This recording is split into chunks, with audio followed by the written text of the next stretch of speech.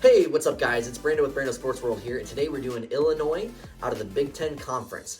Illinois is my number 38 team of my top 50 college football teams of the 2023 football season. Now, Brett Bielema is their head coach. He was 110-70 overall in his career record, and he's 13-12 as the Illinois coach, but don't be fooled by that record, and I'll explain why here shortly. Their 2022 record was 8-5 overall with a 5-4 conference record. Now, let's go back a little bit. He was at Wisconsin for 7 years, and his winning record was 74%. So he won 3 out of every 4 games. The next time, though, he was hired at Arkansas. He was there for 4 years, and he had a 46% losing record.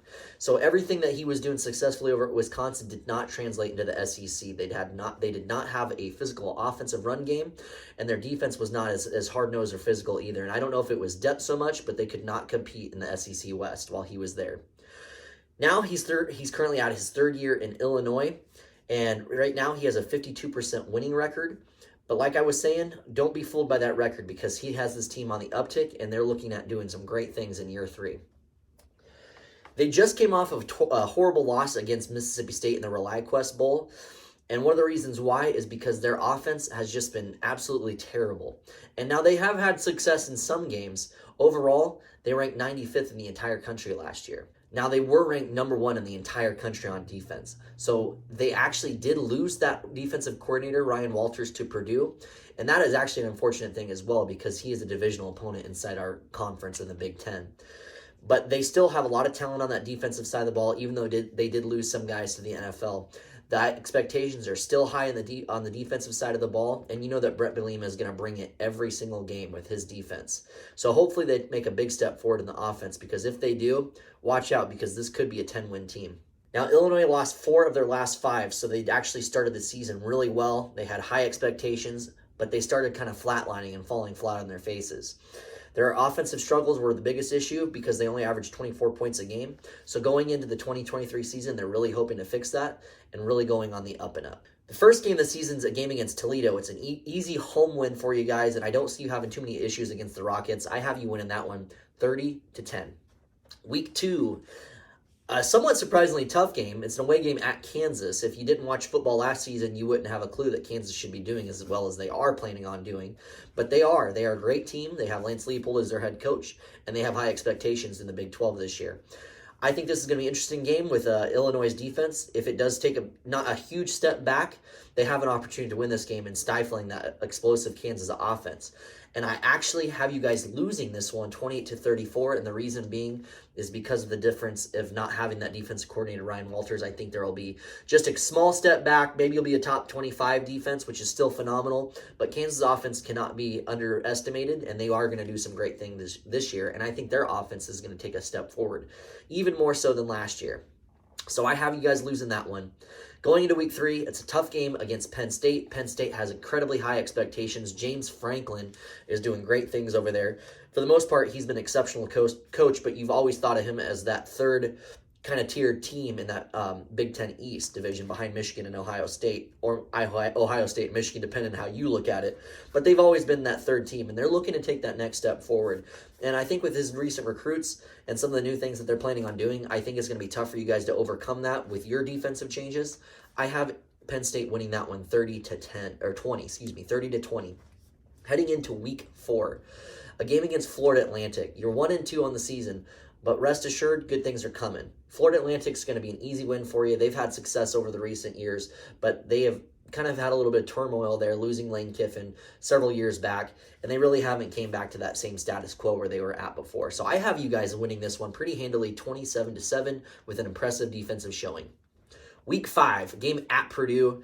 Now, Illinois' offense needs to get improvement. And it's going to be interesting because, like I was saying earlier, Ryan Walters took over that program as a head coach. Now, the thing is, phenomenal defense coordinator, but is he a good head coach? That remains to be seen. Week 5, you have an opportunity to beat him, get your revenge on him for leaving Illinois. But if you win this game, you get your revenge. And I actually have you guys winning this one 28-21, sending Walters back home, regretting his decision. No, he's a head coach. It's okay. He'll be fine. Heading to week 6, a game against Nebraska Cornhuskers. Big Nebraska Cornhuskers fan here. It's my number 1 team. So it's really hard to pick them losing to you guys. You guys handled your business. I think the score was like 24-9 last year. Nebraska is going through changes in and of itself too. You guys lost your defensive coordinator. They have a completely new coaching staff. So they've been on the offseason working hard, hitting their nose to the grindstone, and I like the direction that they are planning on going. Will it come to fruition? It's yet to be seen. But I think you guys have more plans in place to build your successful program, and you're not on that first level of rebuilding. You guys are in your third level, going in the third season of Brett Bielema's tenure. And I think that you guys kind of solidify a win, and I think you get a late touchdown, late field goal, something, but I think you guys edge us out, and I think you win 28-24. Very next week, a game at Maryland. Terrapins have high expectations this year as well. They have an incredibly explosive offense with a dynamic quarterback and running back duo, and they're planning on doing some really great things this year. And I think Mike Loxley has them going in the right direction as well, as long as they have a Tagovailoa as a quarterback, and they do.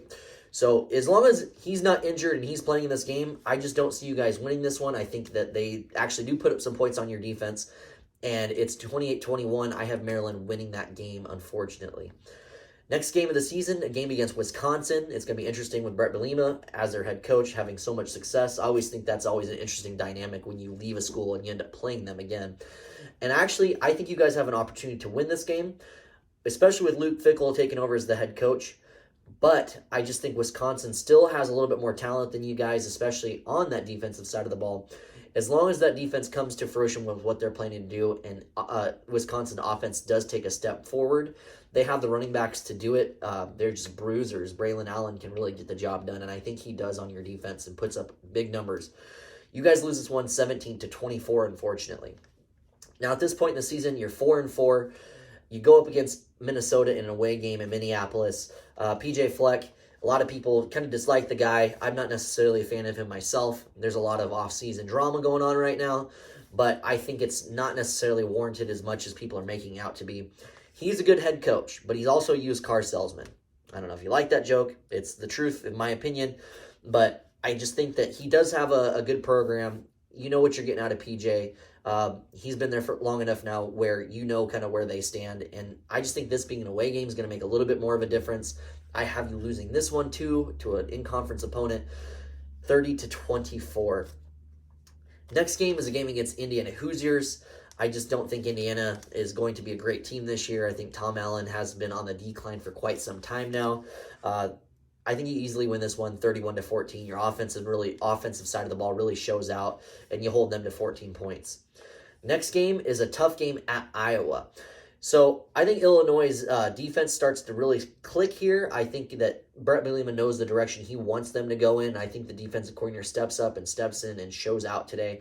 I was expected to have a much stronger offense this year, but I just don't see them having a strong enough offense to overcome your defense, and I think your Illinois offense is going to show up today, and I think you guys are going to make that step forward compared to how last year you were 95th in the country. I think you go into like the top 60, 55 range, and that's enough to get it done. Now, Iowa's defense is tough, so things can happen. And this is an away game, but I have you guys winning this one 21-20 with a great win of the season. Probably the signature win of the season, too, if I'm being honest.